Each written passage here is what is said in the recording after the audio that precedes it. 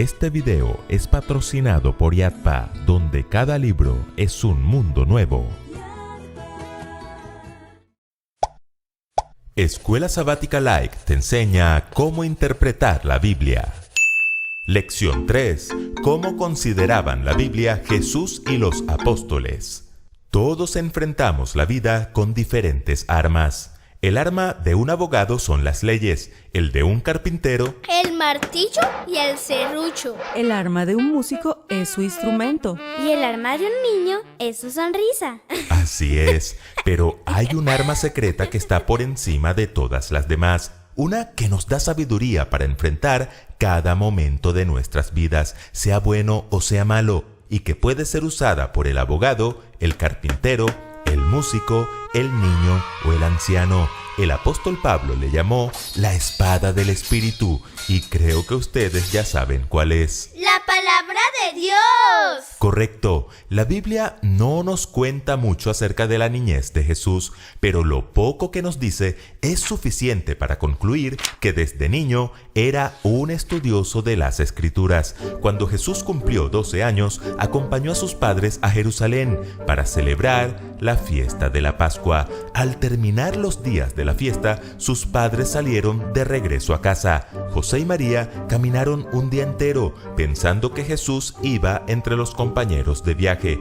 Después lo buscaron entre los familiares y conocidos, pero no lo encontraron. Entonces volvieron a Jerusalén para buscarlo, tardando un día más en su regreso. Al día siguiente encontraron a Jesús en el templo, en medio de los maestros de la ley. ¿Y qué hacía Jesús ahí? Escuchaba a los maestros y les hacía preguntas, pero los maestros también le hacían preguntas a él, y todos estaban admirados de su inteligencia y de las respuestas que daba a las preguntas que le hacían. ¡Claro! Porque era un experto en la palabra de Dios. Sí, y eso que solo tenía 12 años. Cuando tuvo 30, después de ser bautizado por Juan, fue llevado por el Espíritu al desierto de Judea, donde en su condición humana más débil fue tentado por Satanás. Pero Jesús usó su arma secreta. Cuando fue tentado por el apetito, escrito está: no solo de pan vivirá el hombre, sino de toda palabra que sale de la boca de Dios. Ante la tentación por la presunción, escrito está también: no tentarás al Señor tu Dios. Y finalmente, al verse tentado con los reinos y la gloria del mundo, vete, Satanás, porque escrito está: al Señor tu Dios adorarás, y a Él solo servirás. ¿Lo notan? Para cada ocasión hubo un escrito está. Y así fue que con la espada del Espíritu, que es la palabra de Dios, logró vencer al león rugiente, haciéndolo huir como un temeroso gatito. ¿No creen que vale la pena mirar de dónde sacó Jesús esos escrito está y qué significaban para él? Por eso la pregunta de esta semana es: ¿cómo consideró Jesús la Biblia y qué enseñó acerca de ella? En primer lugar, la aceptaba totalmente. Muchas personas creen y enseñan que el Antiguo Testamento está abolido y que después de la cruz el cristianismo se rige por el Nuevo Testamento únicamente. Nada más lejos de la realidad. No podemos considerar el Antiguo Testamento como si fuera un hombre que envejeció, enfermó y murió, y luego llegó otro más joven para reemplazarlo. La palabra de Dios no se envejece, no pierde validez, no puede ser sepultada por el hombre. Cuando el salmista escribió: para siempre, oh Jehová, permanece tu palabra, aún no existía el Nuevo Testamento. Cuando Isaías escribió que la hierba se seca y la flor se marchita, mas la palabra del Dios nuestro permanece para siempre, lo que se conocía como palabra de Dios son los libros que hoy hacen parte del Antiguo Testamento. La escritura que Jesús estudió desde niño, con la que se sostuvo y predicó durante todo su ministerio terrenal, es lo que hoy conocemos como el Antiguo Testamento. Noten lo que Jesús dijo a sus discípulos después de la resurrección. Estas son las palabras que os hablé estando aún con vosotros, que era necesario que se cumpliese todo lo que está escrito de mí en la ley de Moisés, en los profetas y en los salmos. Esas tres categorías que menciona Jesús era la forma como los judíos dividían y aún dividen la Biblia.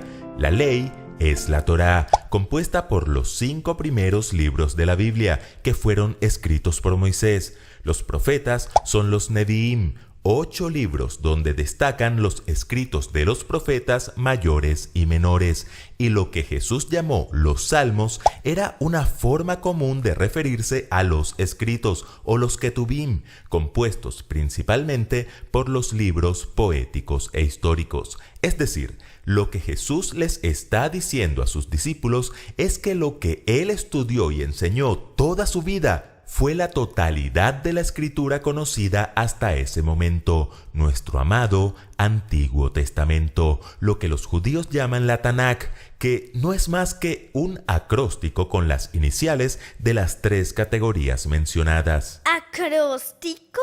¿Qué es eso? Es cuando con las iniciales de las palabras armamos otra o damos un mensaje. Por ejemplo, la palabra paciencia la podríamos definir como preservar el amor y la comunión incluso en cuarentenas insoportables y aburridas. El Antiguo y el Nuevo Testamento son las columnas sobre las que descansa el Evangelio. Si quitamos una de esas columnas, el Evangelio se tuerce.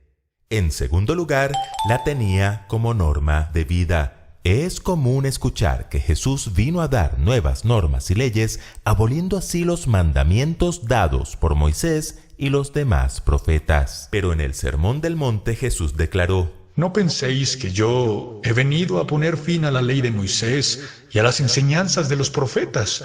No he venido a ponerles fin, sino a darles su verdadero sentido. Jesús entendía las Escrituras como la norma de vida por la cual Él se regía, y nosotros debemos regir nuestras vidas. Cuando Él decía: Oísteis que fue dicho, no cometerás adulterio.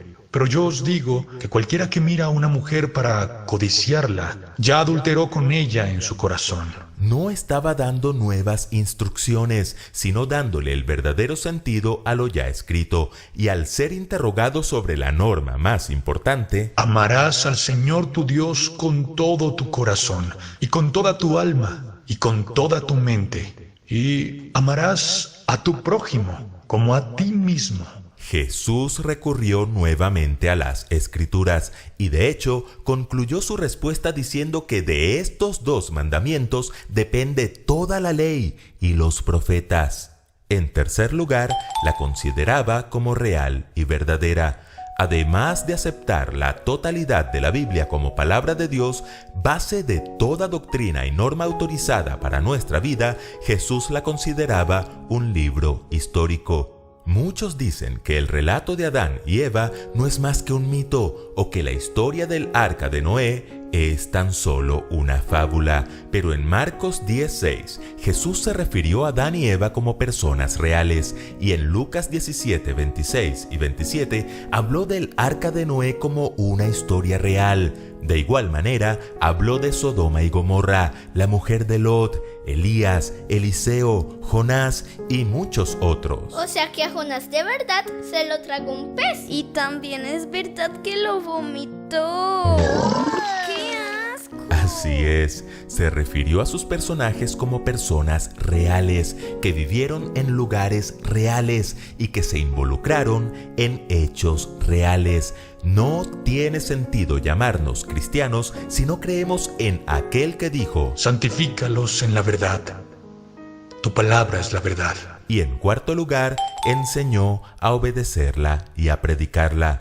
Los escritores del Nuevo Testamento, siguiendo el mandato de Jesús, abordan la Biblia de la misma forma que su maestro. No encontramos nada en ninguna parte que estos hombres hayan hecho o dicho que desafíe la autoridad o la autenticidad de cualquier parte de la Biblia.